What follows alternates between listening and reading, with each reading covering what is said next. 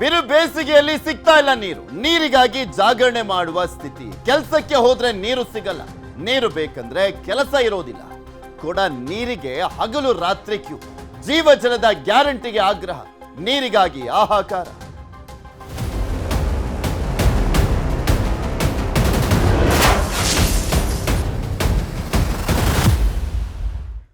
ನೀರಿಗೋಸ್ಕರ ಈಗ ಆಲ್ರೆಡಿ ಹಾಹಾಕಾರ ಶುರುವಾಗಿದೆ. ಉತ್ತರ ಕರ್ನಾಟಕ ಭಾಗದ ಹಲವು ಜಿಲ್ಲೆಗಳಲ್ಲಿ ಈ ಪರಿಸ್ಥಿತಿ, ಹಲವು ಹಳ್ಳಿಗಳಲ್ಲಿ ಇರುವಂತಹ ಪರಿಸ್ಥಿತಿ. ಹಾಗೆ ಈಗೊಂದು ಹಳ್ಳಿಯ ಸುದ್ದಿಯನ್ನ ನಿಮಗೆ ತೋರಿಸ್ತಾ ಇದ್ದೀವಿ. ಜೀವ ಜಲಕ್ಕೋಸ್ಕರ ಪರದಾಟವನ್ನ ಮಾಡ್ತಾ ಇದ್ದಾರೆ ಆ ಗ್ರಾಮದ ಕೊಡ ನೀರಿಗಾಗಿ ಹಗಲು ರಾತ್ರಿ ನಿಲ್ಲಬೇಕಾಗಿದೆ ಕ್ಯೂ ಅಲ್ಲಿ. ಇದು ಕೊಡ ನೀರಿಗಾಗಿ ಬೆಂಗಳೂರಿನಲ್ಲಿ ನೋಡ್ತಾ ಇದೀವಲ್ಲ ನಾವು. LPGಗೋಸ್ಕರ ಯಾವ ರೀತಿ ಆಟೋದವ್ರು ನಿಂತ್ಕೊಳ್ತಾ ಇದ್ದಾರೆ ಕ್ಯೂನಲ್ಲಿ ಅಂತ. 2 ಕಿಲೋಮೀಟರ್ 3 ಕಿಲೋಮೀಟರ್ ನೀವು ನೋಡ್ಬೇಕು. ಆ ಗ್ಯಾಸ್ ಬಂಕ್ಗಳ ಮುಂದೆ ಸಾಕಿರುವಂತ ಗ್ಯಾಸ್ ಬಂಕ್ಗಳ ಮುಂದೆ ನೋಡ್ಬಿಟ್ರೆ 2 ಕಿಲೋಮೀಟರ್ ಕ್ಯೂ ನಿಂತ್ಕೊಂಡಿರ್ತಾರೆ. ಅದೇ ರೀತಿಯಾಗಿ ಇಲ್ಲಿ ಒಂದು ಕೊಡ ನೀರಿಗೋಸ್ಕರ ಕ್ಯೂ ನಿಂತ್ಕೊಬೇಕು. ನೀರಿಗೂ ಕೂಡ ಪರದಾಟ ಮಾಡುವಂತ ಪರಿಸ್ಥಿತಿ ಇದೆ. ಕುಡಿಯುವ ನೀರಿಗಾಗಿ ಪ್ರತಿನಿತ್ಯ ಕಿಲೋಮೀಟರ್ ಗಟ್ಟಲೆ ಕ್ಯೂ ನಿಲ್ತಾರೆ. ನೀರು ತುಂಬಿಸ್ಲಿಕ್ಕೆ ಪ್ರತಿ ಮನೆಗೂ ನೀರಿನ ಗಾಡಿ. ನೀರು ಬೇಕು ಅಂದ್ರೆ ನಿದ್ದೆ ಬಿಟ್ಟು ಜಾಗರಣೆ ಮಾಡಬೇಕು ಪಾಪ ಈ ಭಾಗದ ಜನ. ಕೂಲಿ ನಾಲಿ ಬಿಟ್ಟು ನೀರು ತುಂಬಿಸೋದೇ ಕೆಲಸ ಆಗಿದೆ. ಗ್ರಾಮದಲ್ಲಿ ಬತ್ತಿ ಹೋಗಿರುವಂಥದ್ದು 3 ಬೋರ್ವೆಲ್ಗಳು. ದೂರು ಕೊಟ್ಟರು ಕೂಡ ಕ್ಯಾರೆ ಅಂತ ಇಲ್ಲ ಆಫೀಸರ್ಸ್. ಅಲ್ಲಿನ ಜನಪ್ರತಿನಿಧಿ ಅಧಿಕಾರಿಗಳು ಒಬ್ರು ಕ್ಯಾರೆ ಅಂತ ಇಲ್ವಂತೆ. ಆಕ್ರೋಶವನ್ನ ವ್ಯಕ್ತಪಡಿಸ್ತಾ ಇದ್ದಾರೆ ಗ್ರಾಮಸ್ಥರು. ಆ ಆಕ್ರೋಶ ಅವ್ರ ಬಾಯಿಂದ ಬರುತ್ತೆ, ಮತ್ತೆ ತಣ್ಣಗಾಗುತ್ತೆ. ಕೇಳಿಸ್ಕೊಳ್ಬೇಕಾದವ್ರಿಗೆ ಕಣ್ಣು ಕಿವಿ ಮೂಗು ಬಾಯಿ ಏನೂ ಇಲ್ಲ. ಅದಕ್ಕೆ ತೆಪ್ಪು ಕುತ್ಕೊಂಡಿದ್ದಾರೆ ಅವರು. ನೀನು ಬರಕಪ್ಪ. ಇದು ದಾವಣಗೆರೆಯ ಗುಡಾಳ್ ಗ್ರಾಮದ ಪರಿಸ್ಥಿತಿ. ಮಾಯಕೊಂಡ ಮತಕ್ಷೇತ್ರದ ಗುಡಾಳ್ ಗ್ರಾಮ. ಮಾಯಕೊಂಡ ಮತಕ್ಷೇತ್ರದ ಗುಡಾಳ್ ಗ್ರಾಮ ಇದು.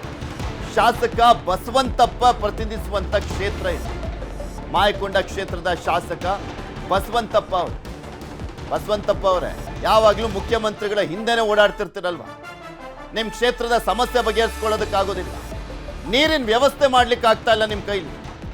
ಸುಮಾರು 500 ಕುಟುಂಬಗಳಿರುವಂಥ ಗುಡಾಳ್ ಗ್ರಾಮದಲ್ಲಿ 300 ಬೋರ್ವೆಲ್ಗಳು ಬತ್ತಿ ಹೋಗಿದ್ದಾವೆ. 500 ಕುಟುಂಬ ಅಂದ್ರೆ 500 ಮನೆ.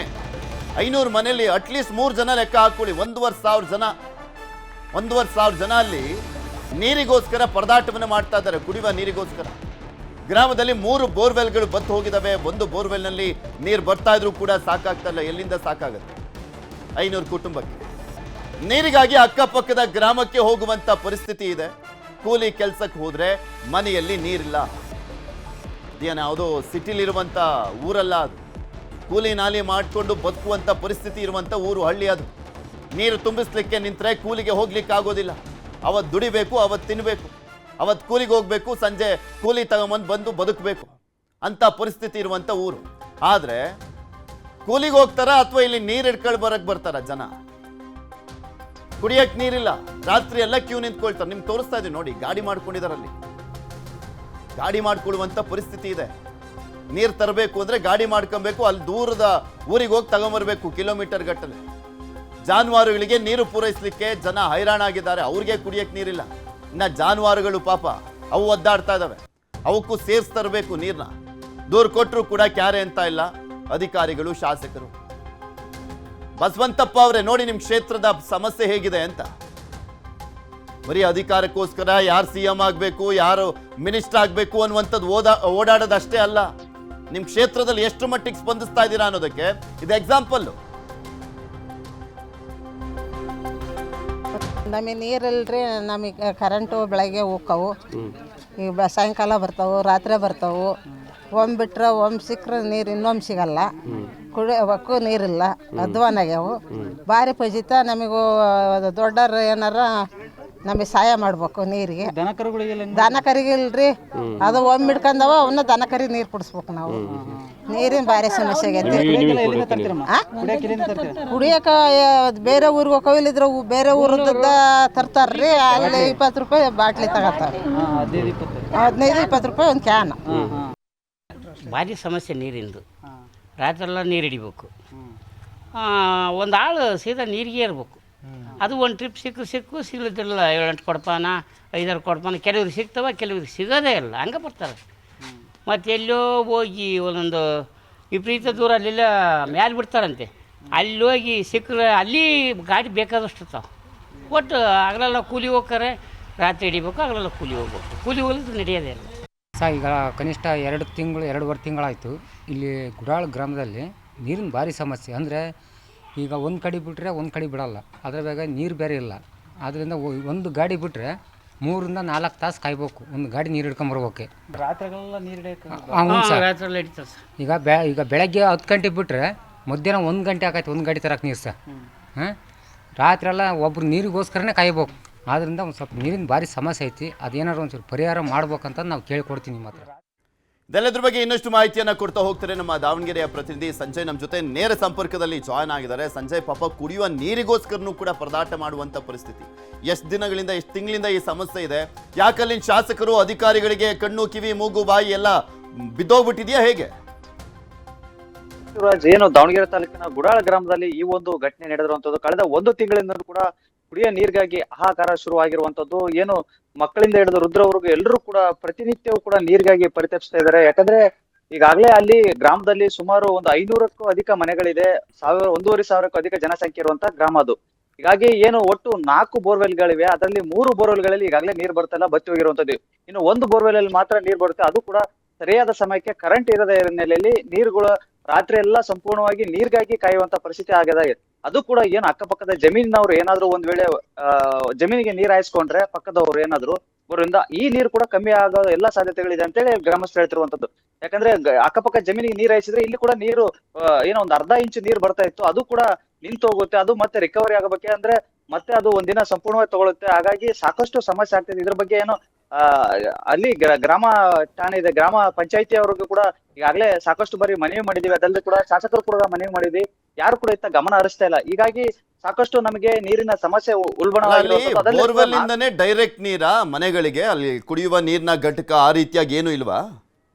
ಎಸ್ ಪೃಥ್ವಿರಾಜ್, ಒಂದು ಕುಡಿಯುವ ನೀರಿನ ಘಟಕ ಇದೆ, ಅದು ಧರ್ಮಸ್ಥಳ ಗ್ರಾಮೀಣಾಭಿವೃದ್ಧಿ ಅದನ್ನ ಏನು ನಿಯೋಜನೆ ಮಾಡಿರುವಂತದ್ದು. ಅದರಲ್ಲಿ ಕೂಡ ಈಗ ನೀರು ಬರ್ತಾ ಇಲ್ಲ. ಅವರು ಕೂಡ ಅದಕ್ಕೆ ಬೋರ್ಡ್ ಹಾಕಿರುವಂತದ್ದು, ನೀರು ಈಗ ಸದ್ಯಕ್ಕೆ ಸಿಗ್ತಾ ಇಲ್ಲ ಅಂತ ಹೇಳಿ ಅಲ್ಲಿ ಕೂಡ ನೀರು ಬರ್ತಾ ಇಲ್ಲ. ಇದು ಒಂದು ಬೋರ್ವೆಲ್ ಅಲ್ಲಿ ಮಾತ್ರ ನೀರು ಬರ್ತಿದೆ, ಅದು ಕೂಡ ಅಂದ್ರೆ ಕರೆಂಟ್ ವೇರಿಯೇಷನ್ ಆದಂತ ಸಂದರ್ಭದಲ್ಲಿ ನೀರು ಬರೋದಿಲ್ಲ. ಅದೆಲ್ಲರೂ ಕೂಡ ಏನು ನೈಟ್ ಕರೆಂಟ್ ಶಿಫ್ಟ್ ಮಾತಾಡ್ತೀನಿ. ಸಂಜಯ್, ನಮ್ಮ ಜೊತೆ ಈಗ ಮಾಯಕೊಂಡದ ಶಾಸಕರಾಗಿರುವಂತ ಬಸವಂತಪ್ಪ ಅವರು ದೂರವಾಣಿ ಸಂಪರ್ಕದಲ್ಲಿ ಜಾಯ್ನ್ ಆಗಿದ್ದಾರೆ. ನಮಸ್ಕಾರ ಸರ್. ನಮಸ್ಕಾರ ಸರ್. ನಿಮ್ಮ ಕ್ಷೇತ್ರದಲ್ಲಿರುವಂತ ಗುಡಾಳ್ ಗ್ರಾಮದ ಪರಿಸ್ಥಿತಿ ನೋಡ್ತಾ ಇದ್ದೀವಿ, ಹೌದೌದು ಗಮನಕ್ಕೆ ಬಂದಿದ್ಯಾ? ಗಮನಕ್ಕೆ ಬಂದೈತಿ. ಬಂದು ಸಿಇಒರ್ನ ಕಳಿಸಿ ಕೊಟ್ಟಿದ್ವಿ. ಹಾ, ಅಲ್ಲಿ ಹೋಗಿ ಅವ್ರು ಭೇಟಿ ಮಾಡಿ ಸ್ಥಳ ಗ್ರಾಮದಲ್ಲಿ ಅಲ್ಲಿ ಏನು ಸಮಸ್ಯೆ ಐತೆ ಅಂದ್ರೆ ನೋಡಿದ ಮೇಲೆ ಅಲ್ಲಿ ಭಾಳ ಗಂಭೀರವಾಗಿ ನೀರಿನ ಸಮಸ್ಯೆ ಐತೆ ಗೊತ್ತಾಗ್ತದೆ. ಅಲ್ಲಿಗೆ ಆ ಕೂಡಲೇ ರೀಬೋರ್ ಮಾಡಕ್ಕೆ ಹೇಳಿದ್ವಿ. ಈಗ ಮತ್ತೆ ಅಲ್ಲಿ ಪಾಯಿಂಟ್ ಮಾಡಕ್ಕೆ ಹೇಳಿದ್ವಿ. ಇವತ್ತು ಹೊಸಬೋರ್ ಪಾಯಿಂಟ್ ಮಾಡಿ ಅಲ್ಲಿ ಎಲ್ಲಿ ನೀರು ಬೀಳ್ತತೆ, ಈಗೆಲ್ಲ ಬೇಸಿಗೆ ಎಲ್ಲ ಭೂಮಿ ಮೇಲೆ ಸ್ವಲ್ಪ ನೀರಿನ ಅಂಶ ಕಡಿಮೆ ಇರೋದ್ರಿಂದ ಒಂದು ಸ್ವಲ್ಪ ನೀರು ಯಾವ ಕಡೆ ಬೀಳ್ತದೆ ಚೆನ್ನಾಗಂತ ನೋಡ್ಕೊಂಡು ಆ ಕಡೆ ಮಾಡಿ ಬೋರ್ ಹಾಕಕ್ಕೆ ಈಗಾಗಲೇ ಸೂಚನೆ ಕೊಟ್ಟಿದೆ. ಅಟ್ಲೀಸ್ಟ್ ಅದು ಸರಿ ಆಗೋವರೆಗೂನಾದ್ರೂ ಟ್ಯಾಂಕರ್ ಇಂದನಾದ್ರೂ ನೀರು ಹರಿಸಿ ಅಂತ ಹೇಳ್ತಾ ಇದ್ರು ಪಾಪ ಅಲ್ಲಿನ ಜನ. ಇಲ್ಲಾಂದ್ರೆ ಕೂಲಿನ ಅಲ್ಲಿ ಬಿಟ್ಬಿಟ್ಟು ಅಲ್ಲಿ ಬೇರೆ ಊರಿಗೆ ಹೋಗಿ ಕ್ಯೂ ನಿಂತ್ಕೊಬೇಕಾಗಿದೆ. ಅದನ್ನ ತೋರಿಸ್ತಾ ಇದ್ವಿ, ಆ ಗಾಡಿಗಳಲ್ಲಿ 10 ಕೊಡ ಇಟ್ಕೊಂಡು ಹೋಗಿದ್ದಾರೆ.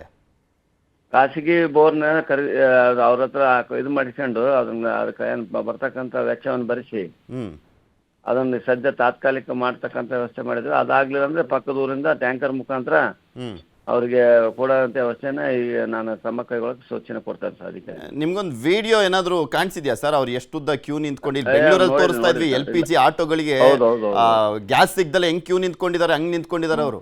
ಅದು ನಮ್ಮಲ್ಲಿ ಈಗ ಈ ಒಂದು 4-5 ಹಳ್ಳಿಯಲ್ಲಿ ಭಾರಿ ಸಮಸ್ಯೆ. ಕೆಂಚನಹಳ್ಳಿ, ಕದರಪ್ಪನಟ್ಟಿ, ಮತ್ತೆ ಜಮ್ಮಾಪುರ ಈ ಕಡೆ ಈಗ ನೀರು ನಮ್ದು ಈಗ ಚಾಲು ಆಗಿದೆ. ಇನ್ನು ಬೇಸಿಗೆ ಪ್ರಾರಂಭ ಈಗ ಚಾಲು ಆಗಿದೆ. ಅದಕ್ಕೆ ನಾವು ಅದಕ್ಕೆ ಮುನ್ನೆಚ್ಚರಿಕೆಯಾಗಿ ನಾವೆಲ್ಲ ಕಡೆ ಈಗ ಕ್ರಮ ಕೈಗೊಳ್ಳಕ್ಕೆ ಸಂಬಂಧಪಟ್ಟಂತ PDOಗಳಿಗೆ ಇವಾಗ ಮತ್ತು ನಾವು ಸಹ ಸಭೆ ಮಾಡಿದ್ದೇವೆ. ಆದಷ್ಟು ಕೂಡಲೇ ನಾನೀಗ ಅದಕ್ಕೆ ಕ್ಷೇತ್ರದಲ್ಲಿ ನಿಮ್ಮನ್ನ ಹಿಡಿಯೋದು ಈಸಿ ಸರ್, ನಿಮ್ PDOಗಳನ್ನ ಹಿಡಿಯೋದೇ ಕಷ್ಟ ಆಗಿದೆ. ಒಬ್ರು ಫೋನ್ ಎತ್ತಲ್ಲ, ಒಬ್ರು ರೆಸ್ಪಾನ್ಸ್ ಮಾಡಲ್ಲ. ಹಂಗೆ ಅಲ್ಲಿನ ಅಧಿಕಾರಿಗಳು ಆ ಜನರಿಗೆ ಸ್ಪಂದಿಸ್ತಾ ಇಲ್ಲ. ಅವ್ರ ಆಕ್ರೋಶ ಇರೋದೇ ಅದಕ್ಕೆ. ಇಲ್ಲ, ಅವ್ರ ಮೇಲೆ ಸೂಕ್ತ ಕ್ರಮ ಕೈಗೊಳ್ಳಕ್ ನಾನು ಸಂಬಂಧಪಟ್ಟಂತ ಅಧಿಕಾರಿ ಮಾತಾಡ್ತಾ ಆ ಥರ ಅಧಿಕಾರಿ ಇದಾರೆ, ಅವ್ರನ್ನು ಸಹ ನಾನು ಈಗ PDO ಸ್ವಲ್ಪ ಅದ ಥರ ಇದೆ ಅನ್ನೋದು ದೂರ ಬಂದತಿ. ಅದ್ರ ಮೇಲೆ ಅವ್ರ ಬಗ್ಗೆ ಶಿಸ್ತು ಕ್ರಮ ಕೈಗೊಳ್ಳಕ್ ಸಂಬಂಧಪಟ್ಟ. ಈಗ ರೀಬೋರ್ ಯಾವಾಗ ಆಗುತ್ತೆ ಸರ್? ಈ ರೀಬೋರ್ ಇವತ್ತು ಮಾಡಿಸ್ತಾರೆ. ಇವತ್ತು ಮಾಡಿಸಿ ಮತ್ತೆ ಹೊಸ ಬೋರ್ ಓಡ್ಸಕ್ಕೆ ಸಹ ನಾನು ಸೂಚನೆ ಕೊಟ್ಟಿದ್ದೀನಿ. ಓಕೆ ಸ್ಪಂದಿಸ್ತಾ ಇದ್ದೀರಾ? ಸದ್ಯ ಈ ಸುದ್ದಿ ಬಿತ್ತರ ಆದ್ಮೇಲೆ, ಈ ವಿಚಾರ ಗೊತ್ತಾದ್ಮೇಲೆ ಸ್ಪಂದಿಸ್ತಾ ಇದ್ದಾರಲ್ಲ, ಅದೇ ಖುಷಿ ನಮ್ಗೆ. ಸರ್ ಒಂದು 4-5 ಹಳ್ಳಿ ಈಗೆಲ್ಲ ನಮ್ಮ ಗಮನಕ್ಕೆ ಬಂದವು.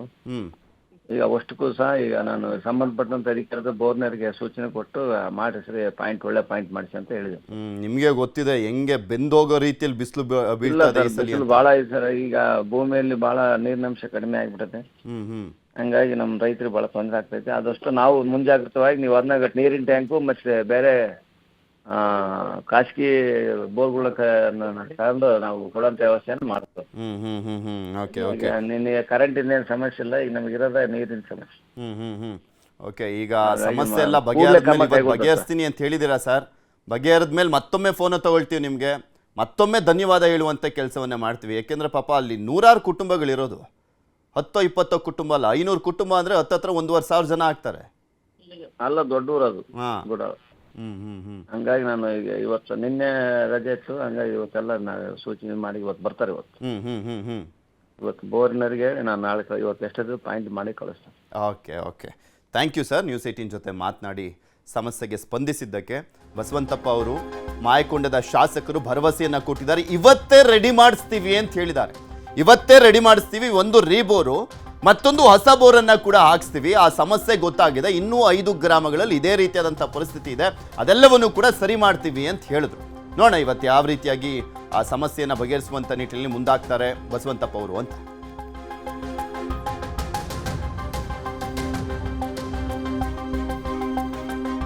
ಇದು ದಾವಣಗೆರೆ ಕ್ಷೇತ್ರದನ್ನ ತೋರಿಸ್ತಾ ಇದ್ವಿ, ಮಾಯಕೊಂಡ ಕ್ಷೇತ್ರದಲ್ಲಿ ಹೇಗಿದೆ ಪರಿಸ್ಥಿತಿ ಅಂತ.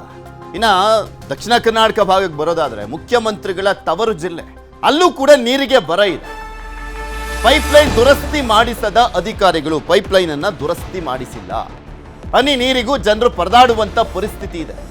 ಹನಿ ನೀರಿಗೋಸ್ಕರ ಜನರು ಪರದಾಟವನ್ನು ಮಾಡ್ತಾ ಇದ್ದಾರೆ. ಮೈಸೂರು ಜಿಲ್ಲೆ ಸಿಂಗರಮಾರನಹಳ್ಳಿ ಗ್ರಾಮ, ಮೈಸೂರು ಜಿಲ್ಲೆಯ ಸಿಂಗರಮಾರನಹಳ್ಳಿ ಗ್ರಾಮ, ಹುಣಸೂರು ತಾಲೂಕಿನ ಸಿಂಗರಮಾರನಹಳ್ಳಿಯಲ್ಲಿ ಜನ ಕುಡಿಯುವ ನೀರಿಗೆ ತಾಪತ್ರಯ. ಕೆರೆಯಿಂದ ಗ್ರಾಮಕ್ಕೆ ಪೂರೈಕೆ ಆಗ್ತಾ ಇತ್ತು ನೀರು, ಪೈಪ್ಲೈನ್ ಒಡೆದಿದ್ದು ದುರಸ್ತಿ ಮಾಡಿಸಿಲ್ಲ. ಕೆರೆಯಿಂದ ಗ್ರಾಮಕ್ಕೆ ಪೂರೈಕೆ ಆಗ್ತಾ ಇದ್ದಂಥ ನೀರಿದೆ, ಆದರೆ ಪೈಪ್ಲೈನ್ ಡಮಾರು, ಅದನ್ನು ಸರಿ ಮಾಡಿಸಿಲ್ಲ. ಎಂಥ ಬೇಜವಾಬ್ದಾರಿ ನಿರ್ಲಕ್ಷ್ಯದ ಅಧಿಕಾರಿಗಳಿದ್ದಾರೆ ಲೆಕ್ಕ ಹಾಕೊಂಡು. ಗ್ರಾಮಕ್ಕೆ ಪೂರೈಕೆ ಆಗ್ತಾ ಇಲ್ಲ ಕುಡಿಯುವ ನೀರು.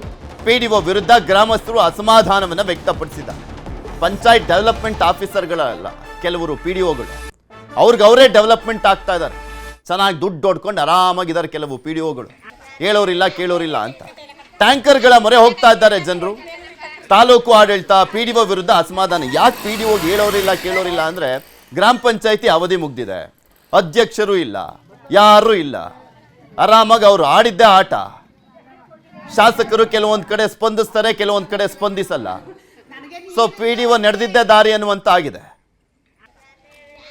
ಇದ್ರ ಬಗ್ಗೆ ಇನ್ನಷ್ಟು ಮಾಹಿತಿಯನ್ನು ಕೊಡ್ತಾ ಹೋಗ್ತಾರೆ ನಮ್ಮ ಮೈಸೂರಿನ ಪ್ರತಿನಿಧಿ ಆನಂದ್. ನಮ್ಮ ಜೊತೆ ದೂರವಾಣಿ ಸಂಪರ್ಕದಲ್ಲಿ ಜಾಯ್ನ್ ಆಗಿದ್ದಾರೆ. ಆನಂದ್, ಕೆಲವೊಂದು ಕಡೆ ತೋರಿಸ್ತಾ ಇದ್ವಿ ನೀರೇ ಇಲ್ಲ ಅಲ್ಲಿ, ಪಾಪ ಬೇರೆ ಊರಿಗೆ ಹೋಗ್ಬಿಟ್ಟು ಕ್ಯೂನಲ್ಲಿ ನಿಂತ್ಕೊಂಡು ನೀರು ತರ್ತಾ ಇದ್ದಾರೆ. ಇಲ್ಲಿ ನೀರಿದೆ, ಪೈಪ್ಲೈನ್ ಸರಿ ಮಾಡಿಸಿಲ್ಲ ಅಂದ್ರೆ ಇನ್ನೆಂಥ ಬೇಜವಾಬ್ದಾರಿ ದಿಮಾಕಿರನ ಆ PDOಗೆ. ಯಾವಾಗ ಸ್ಪಂದಿಸ್ತಾರಂತೆ? ಎಷ್ಟು ದಿನಗಳಿಂದ ಸಮಸ್ಯೆ? ಪೃಥ್ವಿ, ಕಳೆದ 1 ವಾರದಿಂದಲೂ ಕೂಡ ಮೈಸೂರು ಜಿಲ್ಲೆಯ ಹುಣಸೂರು ತಾಲೂಕಿನ ಸಿಂಗಮಾರನಹಳ್ಳಿಯಲ್ಲಿ ನೀರಿಗೆ ಹಾಹಾಕಾರ ಉಂಟಾಗಿರುವಂತದ್ದು. ಏನು ಈಗ ಗ್ರಾಮಕ್ಕೆ ಈಗಾಗಲೇ ಸೂಳೆಕೆರೆಯಿಂದ ಒಂದು ರೀತಿಯ ಕುಡಿಯೋ ನೀರಿನ ವ್ಯವಸ್ಥೆ ಮಾಡಲಾಗಿದೆ. ಆದ್ರೆ ನೀರಿಗೆ ಸಂಪರ್ಕವಿದ್ದಂತ ಪೈಪ್ ಲೈನ್ ಏನಿದೆ ಇದು ದುರಸ್ತಿಯಾಗಿರುವ ಹಿನ್ನೆಲೆಯಲ್ಲಿ ಸದ್ಯ ನೀರು ಪೂರೈಕೆ ಆಗ್ತಾ ಇಲ್ಲ. ಆದ್ರೆ ಸದ್ಯ ಗ್ರಾಮಸ್ಥರ ಒಂದು ರೀತಿಯ ಆಕ್ರೋಶದ ನಂತರ ಟ್ಯಾಂಕರ್ಗಳಲ್ಲಿ ಗ್ರಾಮ ಪಂಚಾಯಿತಿಯಿಂದ ನೀರನ್ನ ಪೂರೈಕೆ ಮಾಡಲಾಗ್ತಾ ಇದೆ. ಆದ್ರೆ ಗ್ರಾಮಸ್ಥರು ಆಗ್ರಹ ಮಾಡ್ತಾ ಇರುವಂತದ್ದು ಕೇವಲ 1-2 ಟ್ಯಾಂಕರ್ಗಳಲ್ಲಿ ನೀರುಗಳನ್ನ ಕೊಟ್ರೆ ಅದು ಎಲ್ಲಿಗೆ ಸಾಕಾಗುತ್ತೆ ಅನ್ನುವಂಥದ್ದು. ಯಾಕಂತ ಹೇಳಿದ್ರೆ ಈಗಾಗಲೇ ಬೇಸಿಗೆ ಕಾಲ, ಹೆಚ್ಚಾಗಿ ನೀರು ಬಳಕೆ ಆಗುತ್ತೆ. ಅದು ಜಾನುವಾರುಗಳಿಗಿರ್ಬೋದು ಅಥವಾ ಜನಗಳಿಗಿರ್ಬೋದು, ನೀರು ಅಗತ್ಯವಾಗಿ ಹೆಚ್ಚಾಗಿ ಬೇಕಾಗುತ್ತೆ. ಈ ಹಿನ್ನೆಲೆಯಲ್ಲಿ ಪೈಪ್ ಲೈನ್ ಅನ್ನ ದುರಸ್ತಿ ಮಾಡಿ ಅಂತ ನಾವು ಹೇಳ್ತಾನೆ ಬರ್ತಾ ಇದೀವಿ. ಆದ್ರೆ ಯಾಕೆ ಗ್ರಾಮ ಪಂಚಾಯಿತಿಯ PDO ಇದಕ್ಕೆ ಮನಸ್ಸು ಮಾಡ್ತಾ ಇಲ್ಲ? ತಾಲೂಕು ಆಡಳಿತಕ್ಕೂ ಕೂಡ ಈಗಾಗಲೇ ನಾವು ಮನವಿ ಪತ್ರಗಳನ್ನ ಕೊಟ್ಟಿದ್ದೀವಿ. ಆನಂದ್ ಮಾತನಾಡ್ತೀನಿ. ನಮ್ಮ ಜೊತೆ ಈಗ ಹುಣಸೂರಿನ ಶಾಸಕರಾಗಿರುವಂತಹ ಹರೀಶ್ ಗೌಡರು ದೂರವಾಣಿ ಸಂಪರ್ಕದಲ್ಲಿ ಜಾಯ್ನ್ ಆಗಿದ್ದಾರೆ. ನಮಸ್ಕಾರ ಸರ್. ಸರ್ ನಮಸ್ಕಾರ, ಹೇಳಿ ಸರ್. ಸರ್, ನಿಮ್ಮ ಕ್ಷೇತ್ರದ ಒಂದು ಗ್ರಾಮದ ಸಮಸ್ಯೆಯನ್ನು ತೋರಿಸ್ತಾ ಇದ್ವಿ. ಪೈಪ್ಲೈನ್ ದುರಸ್ತಿ ಆಗಿಲ್ಲ, 1 ವಾರದಿಂದ ಸಮಸ್ಯೆ ಇದೆ, ಅಲ್ಲಿನ ಜನ ಆಕ್ರೋಶ ವ್ಯಕ್ತಪಡಿಸ್ತಾ ಇದ್ರು. ನಿಮ್ ಗಮನಕ್ಕೆ ಬಂತ? ಹೌದು ಬಂದಿದೆ ಸರ್ ನನಗೆ. ಅದೇನಾಗಿದೆ ಅಲ್ಲಿ ಅಂದ್ರೆ ನೀರು ಬೋರ್ವೆಲ್ ಹಾಕ್ಸಿದೀವಿ, ನೀರು ಬರ್ತಿರ್ಲಿಲ್ಲ. ಈಗ ಅಲ್ಲಿಂದ 1-2 ಕಿಲೋಮೀಟರ್ ದೂರದಲ್ಲಿ ಎಲ್ಸನಹಳ್ಳಿ ಅಂತ ಇದೆ, ಅಲ್ಲಿ ಒಂದು ಬೋರ್ವೆಲ್ ಇದೆ. ಈಗ ಇಮಿಡಿಯೇಟ್ ಅಲ್ಲಿ ಒಂದು ಮೋಟರ್ ಬಿಟ್ಟು ಪೈಪ್ ಲೈನ್ ಮಾಡಕ್ಕೆ ಆಕ್ಷನ್ ತಗೊಂಡಿದೀವಿ ಸರ್. ಇವತ್ತಿಂದ ಕೆಲಸ ಸ್ಟಾರ್ಟ್ ಮಾಡ್ತಾರೆ ಸರ್ ಅದನ್ನ. ಓಕೆ. ಅಲ್ಲಿ PDO ಸ್ಪಂದಿಸದೇ ಇಲ್ವಂತೆ ಸರ್, ಪ್ರಾರಂಭ ಆಗ್ತಾ ಇದೆ. ಅಲ್ಲಿ PDO ಅಯ್ಯೋ, ಆ ಸ್ಪಂದಿಸದೇ PDO ಇಲ್ವಂತೆ ಸಮಸ್ಯೆ ಬಹಳ ಅಲ್ಲಿ ದೊಡ್ಡ- ಜನ ಕೇಳಿದ್ರೆ. ನೀವ್ ಹೇಳ್ತಾ 100% ಸತ್ಯ. PDO ಬಹಳ ದೊಡ್ಡ ಸಮಸ್ಯೆ. ನಾನು ನಮ್ಮ ಡಿಸ್ಟ್ರಿಕ್ಟ್ ಮಿನಿಸ್ಟರ್ಗೆ, ನಮ್ಮ CO ಅವ್ರಿಗೆ ಎಲ್ಲರಿಗೂ ಹಲವಾರು ಕೊಟ್ಟಿದ್ದೀನಿ. ಹಾ. ಅವ್ರ ಮೇಲೆ 1 to 4 ಆಕ್ಷನ್ ಇದು ಎನ್ಕ್ವೈರಿನೂ ನಡೀತಿದೆ. ಹಾ. PDO ಅಂತ ವರ್ಸ್ಟ್ PDO ಇಲ್ಲ. ನಾನು ಸಾಕಷ್ಟು ಈ ಬಾರಿ ಜನದ CO ಅವ್ರಿಗೆ ಪರಿಸ್ಥಿತಿ ಮನವಿ ಹೇಗಿರೋಣ ಅಂತ ಮಾಡಿದ್ದೀನಿ. ನೀವ್ ಹೇಳದ್ ಕೇಳಿಸ್ತಾ ಇದ್ರೆ ಹೌದು ಸರ್, MLA ಮಾತೇ ಕೇಳ್ದೆ ಹೋದ್ರೆ ಇನ್ನು ಅಲ್ಲಿ ಜನನ್ ಮಾತು ಕೇಳ್ತಾರ ಅಂತ. 100% ಈ ಸರ್ಕಾರದಲ್ಲಿ ಆ PDO ನಮ್ಮ ಎಸ್ಪೆಷಲಿ ನೀವ್ ಹೇಳ್ತಾ ಇರೋ PDO ಸಮಸ್ಯೆ ಬಹಳ ದೊಡ್ಡ ಸಮಸ್ಯೆ. ನಮ್ಮ ಕಳೆದ ಬಾರಿ ಅಧ್ಯಕ್ಷರು ಇದ್ದಂತ ಎಲ್ಲಾ ಸದಸ್ಯಗಳ ನಡುವೆ ಆ PDO ಜೊತೆಗೆ ಬಹಳ ದೊಡ್ಡ ಜಗಳ. 4 ಬಾರಿ ಹೋಗಿ ಕಂಪ್ಲೇಂಟ್ ಕೊಟ್ಟಿದ್ದಾರೆ. ಇಡೀ ಅಧ್ಯಕ್ಷರು ನನ್ನಾದಿಯಾಗಿ ಎಲ್ಲಾ ಕಂಪ್ಲೇಂಟ್ ಕೊಟ್ಟಿದೀವಿ, ಆಕ್ಷನ್ ಆಗಿಲ್ಲ ಅವ್ರ ಮೇಲೆ. ಎನ್ಕ್ವೈರಿ ನಡೀತಾ ಇದೆ, ಎನ್ಕ್ವೈರಿ ಮಾಡ್ತಾವ್ರೆ, ಏನೂ ಆಕ್ಷನ್ ತಗೋತಾ ಇಲ್ಲ. ಹರೀಶ್ ಗೌಡ್ರು ತುಂಬಾ ಪವರ್ಫುಲ್ ಅಲ್ಲ, ಮಾತು ಕೇಳ್ಬೇಕಲ್ಲ ಅಲ್ಲಿನ ಉಸ್ತುವಾರಿ ಸಚಿವರೆಲ್ಲ. ನಾವು 4-5 ಸರಿ ಹೇಳಿದೀನಿ ಸರ್, ನಾನು ಹೇಳಿದೀನಿ. ಈಗ ಅದಾದ್ಮೇಲೆ ನಮ್ಮ ಅವ್ರದ್ದು ಬಿಟ್ಟಾಕ್ಬಿಟ್ಟು ನಾನೇ ನಮ್ಮ ವಾಟರ್ ಸಪ್ಲೈ ಅವ್ರಿಗೆ ಹೇಳ್ಬಿಟ್ಟು ಇಂಜಿನಿಯರ್ಸ್ಗೆ ಇವತ್ತು ಮೋಟರ್ ಬಿಟ್ಟು ಪೈಪ್ಲೈನ್ ಮಾಡ್ಸಕ್ ಸ್ಟಾರ್ಟ್ ಮಾಡಿದೀವಿ ಇವತ್ತಿಂದ. ನಾನು ಹಲವಾರು ಬಾರಿ ಕೆಲಸ ಮಾಡಲ್ಲ, ನಮ್ದು ಈಗ ತಾನೇ ಬೋರ್ಡ್ ಮುಗೀತು ಅವಧಿ, ಅಧ್ಯಕ್ಷರು ಸದಸ್ಯರದ್ದು ಅವಧಿ ಮುಗೀತು. ಅಲ್ಲ ಈಗ ಅವರೇ ಅಲ್ಲಿಗೆ MLA ಇದ್ದಂಗೆ ಆ ಗ್ರಾಮಕ್ಕೆ ಅಲ್ಲಿ ಗ್ರಾಮ ಪಂಚಾಯತಿ ಸದಸ್ಯರಿಲ್ಲ, ತಾಲೂಕ್ ಪಂಚಾಯತಿ ಸದಸ್ಯರಿಲ್ಲ, ಜಿಲ್ಲಾ ಪಂಚಾಯತಿ ಸದಸ್ಯರಿಲ್ಲ, ನೀವು ಬಿಟ್ರೆ ಅವರೇ ಅಲ್ಲಿ ಆಧಾರ ಇರೋದು ಅಲ್ಲಿನ ಜನಕ್ಕೆ. ಈಗ ಯಾವ ಎಲೆಕ್ಷನ್ಸ್ ಆಗಿಲ್ಲ ಸರ್, ಯಾವ್ದು ಆಗಿಲ್ಲ. PDOಗಳು ಅವ್ರು ಯಾವ್ದು ಆಕ್ಷನ್ ತಗೊಳ್ತಾ ಇಲ್ಲ. ನಾನು CO ಅವ್ರ ಗಮನಕ್ಕೂ ತಂದಿದ್ದೀನಿ, ಡಿಸ್ಟ್ರಿಕ್ಟ್ ಮಿನಿಸ್ಟರ್ ಗಮನಕ್ಕೂ ತಂದಿದ್ದೀನಿ. ಈ ತರ ಬಹಳ ದೊಡ್ಡ ಸಮಸ್ಯೆ ಇದೆ ಆ ಪಂಚಾಯತಿಲಿ, ದಯಮಾಡಿ ಬಗೆಹರಿಸಿ ಅಂತ ಹೇಳಿದೀನಿ ಸರ್ ನಾನು. ಓಕೆ, ಈಗ ಈ ಸಮಸ್ಯೆ ಬಗೆಹರಿಸ್ತಿರಲ್ವಾ, ಇವತ್ತಾಗುತ್ತಾ? 100% ಇವತ್ತಾಗುತ್ತೆ sir. Okay okay, thank you Harish ಗೌಡ್ರೆ ಸ್ಪಂದಿಸಿದ್ದಕ್ಕೆ. ಮುಂದಿನ 16 ಜಿಲ್ಲೆಗಳಲ್ಲಿ ಮಳೆ ಮುನ್ಸೂಚನೆ, ಬಿಸಿಲ ಬೇಗೆಗೆ ತಂಪೆರೆದ ಮಳೆರಾಯ. ಯಾವ ಜಿಲ್ಲೆಗೆ ಯಾವ ಅಲರ್ಟ್? ಬೇಸಿಗೆ ಮಳೆಯ ಅಬ್ಬರ.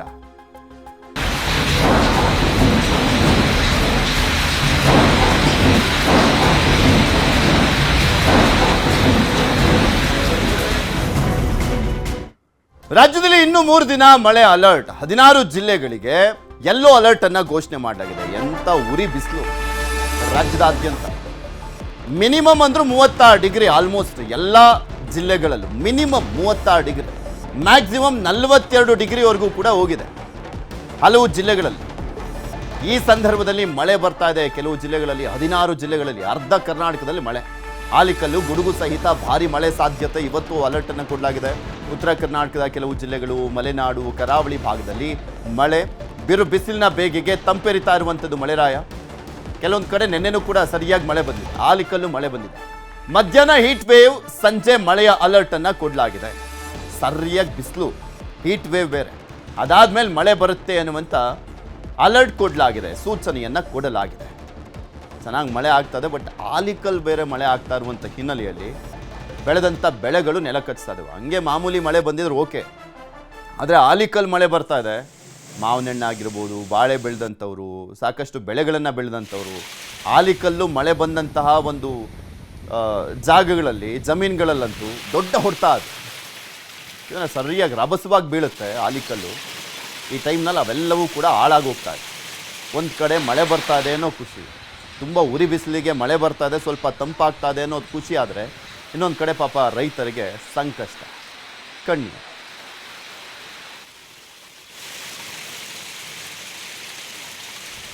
ನಿಮಗೆ ತೋರಿಸ್ತಾ ಇದೀವಿ ನೋಡಿ ಯಾವ ರೀತಿಯಾಗಿ ನಿನ್ನೆ ಸುರಿದಂಥ ಮಳೆಯನ್ನು, ಮಳೆ ಆಗಿದೆ ಹಲವು ಜಿಲ್ಲೆಗಳಲ್ಲಿ ಅಂತ. ಅರ್ಧ ಕರ್ನಾಟಕದಲ್ಲಿ ಮಳೆ ಆಗಿದೆ. 16 ಜಿಲ್ಲೆಗಳಿಗೆ ಇವತ್ತು ಕೂಡ ಯೆಲ್ಲೋ ಅಲರ್ಟನ್ನು ಕೊಡಲಾಗಿದೆ. ಇನ್ನೂ 3 ದಿನ ಮಳೆ ಆಗುತ್ತೆ ಅಂತ.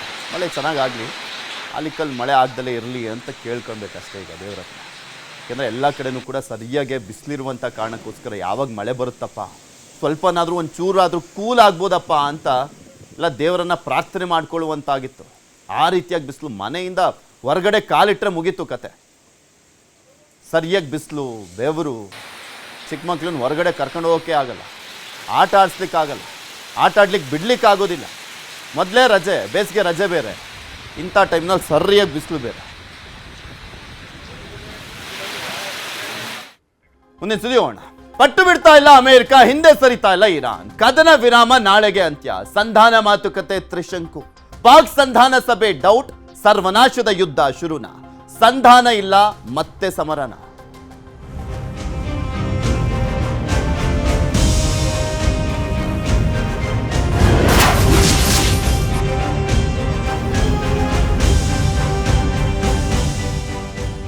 ಮಧ್ಯಪ್ರಾಚ್ಯದ ಯುದ್ಧದಲ್ಲಿ ಕದನ ವಿರಾಮ ಇತ್ತು 15 ದಿನಗಳ ಕಾಲ. ನಾಳೆ ಬೆಳಗ್ಗೆ 5:30ಕ್ಕೆ ಆ ಕದನ ವಿರಾಮ ಅಂತ್ಯ ಆಗ್ತಾ ಇರುವಂಥದ್ದು. ಆದರೆ ಈ ಕದನ ವಿರಾಮ ಮುಂದುವರಿಯುತ್ತೆ ಅನ್ನುವಂಥ ನಿರೀಕ್ಷೆ ಇತ್ತಲ್ಲ, ಅದು ಎಲ್ಲೋ ಒಂದು ಕಡೆ ಬರ್ತಾ ಬರ್ತಾ ಚಾನ್ಸಸ್ ಕಡಿಮೆ ಆಗ್ತಾನೆ ಬರ್ತಾ ಇದೆ. ಸಂಧಾನಕ್ಕೆ ಇರಾನ್ ಬರ್ತಾ ಇಲ್ಲ, ಅಮೆರಿಕ ಬಿಡ್ತಾ ಇಲ್ಲ. ಪಾಕಿಸ್ತಾನದ ಸಂಧಾನ ಸಭೆಯೇ ಅನುಮಾನ. ಇಸ್ಲಾಮಾಬಾದ್ಗೆ ಆಗಮಿಸ್ತಾ ಇರುವಂಥದ್ದು JD ವ್ಯಾನ್ಸ್, ಅಮೆರಿಕದ ಉಪಾಧ್ಯಕ್ಷ.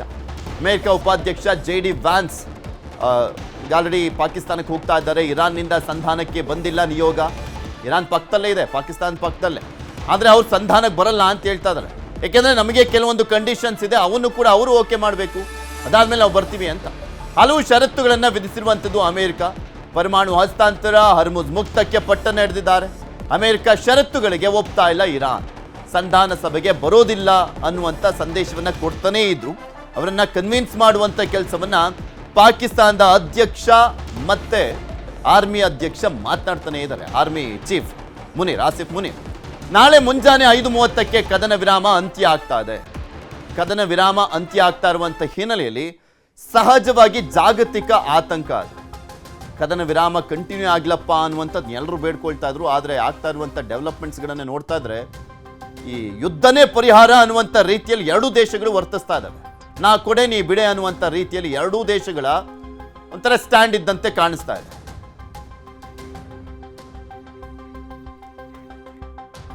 ಒಂದ್ ಕಡೆ ಅಲ್ಲಿ ಯುದ್ಧ ನಡೀತಾ ಇದೆ, ಸಂಧಾನ ಸಕ್ಸಸ್ ಆಗುತ್ತಾ, ಸಂಧಾನಕ್ಕೆ ಇರಾನ್ ಬರುತ್ತಾ, ಮಧ್ಯಪ್ರಾಚ್ಯದ ಯುದ್ಧ ನಿಂತ್ರೆ ಸಾಕಪ್ಪ ಅಂತ ಎಲ್ಲ ರಾಷ್ಟ್ರಗಳು ಕೇಳ್ಕೊಳ್ತಾ ಇದ್ದಾರೆ. ಇದೇ ಸಂದರ್ಭದಲ್ಲಿ ದೊಡ್ಡ ಎಫೆಕ್ಟು ಅಂದರೆ ಆಟೋದವ್ರಿಗೆ. ನಾವು ಆಗಲೇ ಹೇಳ್ತಾ ಇದ್ನಲ್ಲ, 2 ಕಿಲೋಮೀಟ್ರು 3 ಕಿಲೋಮೀಟ್ರು ಕ್ಯೂ ನಿಂತ್ಕೊಂಡಿದ್ದಾರೆ. ಅವ್ರ ಪರಿಸ್ಥಿತಿ ಇನ್ನೂ ಕೂಡ ಅದೇ ರೀತಿಯಾಗಿ ಮುಂದುವರೆದಿರುವಂಥದ್ದು. ಅದ್ರ ಬಗ್ಗೆನೂ ಕೂಡ ಮಾಹಿತಿಯನ್ನು ಕೊಡ್ತಾ ಹೋಗ್ತೀವಿ.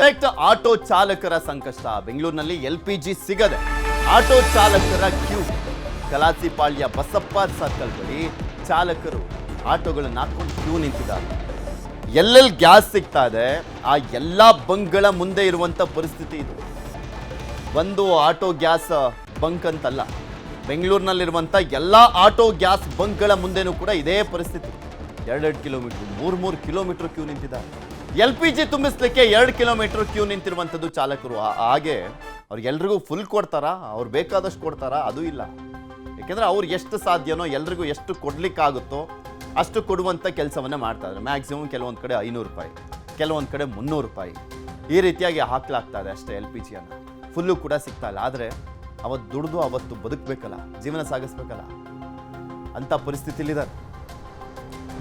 ಇದ್ರ ಬಗ್ಗೆ ಇನ್ನಷ್ಟು ಮಾಹಿತಿಯನ್ನು ಕೊಡ್ತಾ ಹೋಗ್ತಾರೆ ನಮ್ಮ ಪ್ರತಿನಿಧಿ ಶರಣು ಹಂಪಿ. ನಮ್ಮ ಜೊತೆ ನೇರ ಸಂಪರ್ಕದಲ್ಲಿ ಜಾಯ್ನ್ ಆಗಿದ್ದಾರೆ. ಶರಣು ಹಂಪಿ, ನಾನು ಕೂಡ ಬೆಳಿಗ್ಗೆ ಬರುವಂಥ ಸಂದರ್ಭದಲ್ಲಿ ಕೆಲವೊಂದು ಆಟೋ ಗ್ಯಾಸ್ ಬಂಕ್ಗಳ ಮುಂದೆ ಬರಬೇಕಾದ್ರೆ 2 ಕಿಲೋಮೀಟ್ರ್ 3 ಕಿಲೋಮೀಟ್ರ್ ಪಾಪ ಅನ್ಸುತ್ತೆ. ಪಾಪ ಇಷ್ಟೆಲ್ಲ ನಿದ್ದೆಗೆಟ್ಟು ಆಮೇಲೆ ಬೆಳಿಗ್ಗೆ ಎಲ್ಲ ಆಲ್ಮೋಸ್ಟ್ ಮಧ್ಯಾಹ್ನ ಆಗುತ್ತೆ ಕೆಲವರಿಗೆ ಆಟೋವನ್ನು ಅಂದರೆ ಆ ಗ್ಯಾಸನ್ನು ತುಂಬಿಸ್ಕೊಳ್ಳೋದಕ್ಕೆ.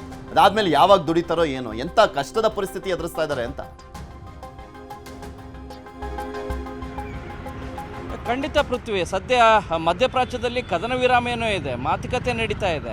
ಸದ್ಯ ಪರಿಸ್ಥಿತಿ ಎಲ್ಲ ಹತೋಟಿಗೆ ಬರ್ತಾ ಇದೆ ಅಂತ ಅಂದುಕೊಳ್ಳೋಷ್ಟರಲ್ಲಿ ಬಟ್ ಸಮಸ್ಯೆ ಮಾತ್ರ LPG ಆಟೋ ಗ್ಯಾಸ್ಗಳ ಆಟೋ ಚಾಲಕರ ಪರಿಸ್ಥಿತಿ ಮಾತ್ರ ನಿಜವಾಗ್ಲೂ ದಯನೀಯ ಇದೆ. ಪ್ರತಿ ದಿನವೂ ಕೂಡ ಇದೇ ರೀತಿಯಾಗಿ ಸರತಿ ಸಾಲಿನಲ್ಲಿ ಕ್ಯೂವಲ್ಲಿ ನಿಲ್ಲಬೇಕು. ಅದು ಮಧ್ಯರಾತ್ರಿ ಕೆಲವೆಲ್ಲ ಬಂದು ಆಟೋಗಳು ಕ್ಯೂವಲ್ಲಿ ನಿಲ್ಲಿಸಿರ್ತಾರೆ. ನಿನ್ನೆ ಸಂಜೆ ಬಂದಂಥವರು ಕೂಡ ಇದ್ದಾರೆ. 2.5 ಕಿಲೋಮೀಟ್ರ್ ಇದೇ ರೀತಿಯಾಗಿ ಆಲ್ಮೋಸ್ಟ್ ಈ ಕಲಾಸಿಪಾಳ್ಯದಲ್ಲಿರುವಂಥ ಬಸಪ್ಪ ಸರ್ಕಲ್ ಏನಿದೆಯಲ್ಲ, ಈ ಸರ್ಕಲ್ ಆಲ್ಮೋಸ್ಟ್ ಒಂದು ರೌಂಡ್ ಹೊಡೆಯೋ ರೀತಿಯಾಗಿ ಸರತಿ ಸಾಲಲ್ಲಿ ವೆಹಿಕಲ್ಗಳೆಲ್ಲ ಆಟೋಗಳು ಕ್ಯೂ ನಿಂತಿರೋದು. ಕ್ಯೂ ನಿಂತು ಹಾಕ್ಸ್ಕೊಂಡ್ರು ಕೂಡ ಫುಲ್ ಟ್ಯಾಂಕ್ ಏನಾದರೂ ಹಾಕ್ತಾರೆ ಅಂದರೆ ಇಲ್ಲ, ಫುಲ್ ಟ್ಯಾಂಕ್ ಹಾಕೋದಿಲ್ಲ, ಬರೀ 500 ರೂಪಾಯಿ ಮಾತ್ರ ಹಾಕೋದು. ಸೊ ಈ ರೀತಿಯಾದಂಥ ಪರಿಸ್ಥಿತಿ ನಿರ್ಮಾಣ ಆಗಿದೆ. ಮತ್ತು ದರನೂ ಕೂಡ ಕಳೆದೊಂದು ತಿಂಗಳಲ್ಲಿ 40% ಹೆಚ್ಚಾಗಿದೆ. ಸೊ ಬನ್ನಿ ಮಾತಾಡ್ಸ್ತಾ ಹೋಗ್ತೀನಿ ಆಟೋ ಚಾಲಕರನ್ನೇ, ಏನು ಹೇಳ್ತಾರೆ ಅಂತೇಳಿ. ಎಷ್ಟು ಗಂಟೆಗೆ ಬಂದಿದ್ರಿ ಸರ್ ನೀವು? ಎಷ್ಟು ಗಂಟೆಗೆ ಬಂದಿದ್ರಿ? 8 ಗಂಟೆ. 8 ಗಂಟೆಗೆ ಬಂದಿರು. ಅಲ್ಲ, ಯುದ್ಧ ಅಲ್ಲಿ ಸ್ಟಾಪ್ ಆಗಿದೆ, ಇಲ್ಲಿ ಸಮಸ್ಯೆ ಮಾತ್ರ ಬಗೆಹರಿದಿಲ್ಲ. ಇಲ್ಲಿ ಸಮಸ್ಯೆ ಬಗೆಹರಿದಿಲ್ಲ, ಯಾರನ್ನೇ ಕೇಳೋಣ, ಎಲ್ಲ ಒಂದೇ. ಯುದ್ಧ ಇದ್ರು ಒಂದೇ, ಯುದ್ಧ ಇಲ್ಲ ಅಂದರೂ ಒಂದೇ ನಂಗಾಗಿ ಈ ರೀತಿ ಹೇಳ್ತಾ ಇದ್ದಾರೆ. ಇನ್ನೊಬ್ಬ ಚಾಲಕರಿದ್ರೆ ಅವ್ರನ್ನೇ ಮಾತಾಡ್ಸ್ತಾ ಹೋಗ್ತೀನಿ. ಏನು ಸರ್ ಎಷ್ಟು ಗಂಟೆಗೆ ಬಂದ್ರಿ ನೀವು? ನಾನು 8 ಗಂಟೆಗೆ ಬಂದಿದ್ದೆ ಸರ್. ಓಕೆ. ವಾಶ್ರೂಮ್ಗೆ ಹೋಗೋಕ್ಕಾಗ್ತಾ ಇಲ್ಲ, ರಿಸೆಸ್ಗೆ ಹೋಗೋಕ್ಕಾಗ್ತಾ ಇಲ್ಲ. ಈ ಥರ ಅಲ್ಲಿಂದ ಹಿಡಿದು ಇಲ್ಲಿವರೆಗೂ ಬಂದಿದ್ದೀವಿ ನೋಡಿ. 1.5 ಅವರ್ 2 ಅವರ್ ಆಗ್ತಾ ಇದೆ ಸರ್. ಭಾಳ ತೊಂದರೆ ಆಗ್ತದೆ. ಎಲ್ಲ ಬಂಕಲ್ಲೂ ಇದೇ ರೀತಿ ಇದೆಯಾ? ಬಂಕಲ್ಲಿ ಐತೆ ಸರ್ ಈ ಥರ ರೀತಿ. ಒಂದೊಂದು ಬಂಕಲ್ಲಿ 120 ರೂಪಾಯಿ ಆಗ್ತಾವ್ರೆ, ಒಂದೊಂದು ಬಂಕಲ್ಲಿ 150 ರೂಪಾಯಿ ಆಗ್ತಾವ್ರೆ. ಈ ಥರ ಭಾಳ ಕಷ್ಟ ಆಗ್ತಾಯಿದೆ. ನಾವು ಜನಗಳಿಗೆ ಸೇವೆ ಮಾಡೋರಿಗೆ ನಮಗೆ ಈ ಥರ ತೊಂದರೆ ಬರ್ತದೆ. ಮತ್ತೊಬ್ಬ ಚಾಲಕರಿದ್ದಾರೆ, ಅವ್ರನ್ನೇ ಮಾತಾಡ್ಸ್ತಾ ಹೋಗ್ತೀನಿ. ಎಷ್ಟು ಗಂಟೆಗೆ ಬಂದಿದ್ರಿ ಸರ್? ಹೆಂಗೆ ಜೀವನ? ಯುದ್ಧ ಸ್ಟಾಪ್ ಆಯ್ತು ಅಂದ್ರೆ ಒಂದು ಸ್ವಲ್ಪ ಪರಿಸ್ಥಿತಿ ಇದಾಯ್ತು ಅಂತ ಅನ್ಕೊಂಡಿತ್ತು. ಅಲ್ಲಿ ಕ್ಯೂ ಫುಲ್ ಕ್ಯೂ ರೀ. ತಲೆ ಸುಸ್ತಾಯ್ತು. ಓಕೆ. ತಲೆ ಸುಸ್ತಾಯ್ತು. ಸೊ ಈ ರೀತಿ ನೋಡ್ತಾ ಹೋದ್ರೆ ಕ್ಯೂ ನಿಮಗೆ ಹಾಗೇನೆ ಕಂಟಿನ್ಯೂಸ್ ಆಗಿದೆ. ವಾಹನ ಚಾಲಕರು ಕೂಡ ನಿಜವಾಗ್ಲೂ ವೇಟ್ ಮಾಡಿ ವೇಟ್ ಮಾಡ್ತಿರೋಂಥ ಪರಿಸ್ಥಿತಿ ನಿರ್ಮಾಣ ಆಗ್ತಾ ಇದೆ. ಓಕೆ, ಧನ್ಯವಾದ ಶರಣು ಹಂಪಿ ನಿಮ್ಮೆಲ್ಲ ಮಾಹಿತಿಗಾಗಿ.